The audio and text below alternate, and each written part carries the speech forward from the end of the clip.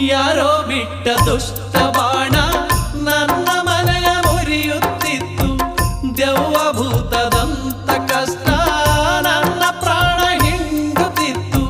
ಯಾರೋ ಬಿಟ್ಟ ದುಷ್ಟ ಬಾಣ ನನ್ನ ಮನೆಯ ಮುರಿಯುತ್ತಿತ್ತು.